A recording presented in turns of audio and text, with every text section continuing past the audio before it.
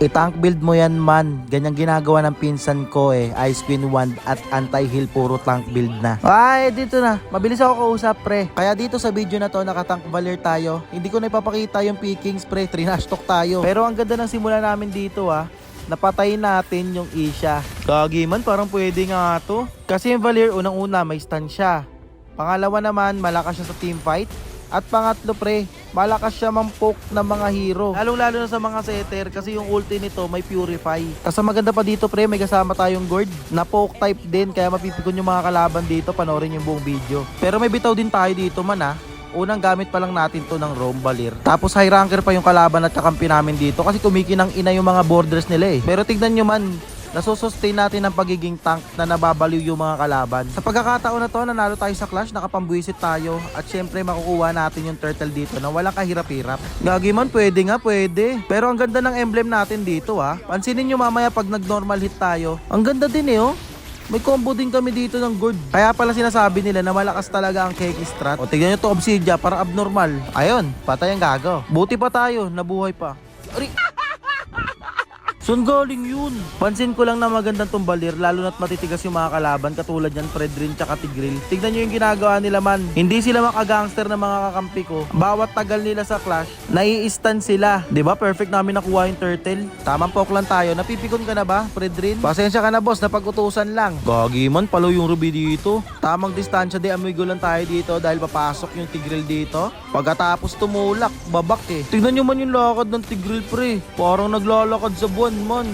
Pwede nga to no. Gagi man, ang taba ng utak nyo talaga. Dito hindi na nakagalaw yung Tigreal nila man. Siguro sa sobrang pikon nito, umulti sa kawalan Gagi man, kawawa yung Tigreal dito. Hindi makaporma Yun lang, may ulti ng Isha. Pag mga ganyang usapan pre, ibang usapan na yan. Pero di pa yata tapos. Ako lang yata pinapitas nila dito. Ang ganda ng ulti ng Gourd man. What a beautiful ML. Di easy lang namin makukuha yung Lord. Pero ang kawawa talaga sa game na to, yung Tigreal nila Tignan nyo man, di makagalaw. Pinagbabanatan siya ng mga kampi ko habang nasusunog Gagi man, pwede nga to. Tank Valir no. Okay, ambahan. Hintayin lang natin na makahook yung Ruby. Patay ka sa amin man. Wala nang gisingan pag nahook ka talaga. Meron pa ba susubok dyan? Anyone? Ayun pre, sumubok yung Tigreal. Nakawa talaga ako dito sa Tigreal man. Tignan nyo nilayo niya lang yung creeps Kaso pre, pagka papasok talaga siya, hindi na siya makagalaw. Pati itong Fredrin din Imaginein mo yun, naglaro ka ng ML para mapikon. Gumugusto ka na masyado Isha. Kalma ka lang pre. Hindi talaga magsusunod-sunod yung hit mo. Ganito yung mga gusto kong teamfight yung sama-sama, yung mga Fredrin na nakakalaban ko puro matatapang Pero bakit itong Fredrin na nakalaban ko ngayon, laging pabak yung dash niya? Tignan nyo, natetano na lang talaga. Dito pre, nakaset yung Tigreal nila. Ang ganda ng pwesto natin, tamang poke lang habang nagbubugbugan yung kalaban at mga kakampi ko. Ayun wala silang magawa man. Nakakabwisit tong tank Valir na to man. Tigreal, saan ka pupunta? Walang uuwi. Kung ako Tigreal sa kalaban dito pre, sa pagkakataon na to napipikon na ako. Gagi man, wala na tayong buhay pre. Bak muna tayo. Tulong dito pre. Yun lang. Nakaisa yung Tigreal sa atin. Pero palo talaga man yung Ruby dito. Ginagangster niya na lang lahat ng mga kalaban Tapos dito pre, malapit na siya mag triple double. Kaya sabi ko sa mga kalaban dito, naiinis na kayo. Pero nag-reply dito pre yung Isha nila Di naman. Ba't ka galit? Yun naman pala pre, hindi pala sila naaasar Sige, asarin pa natin. Main sitar pumasok sa 5.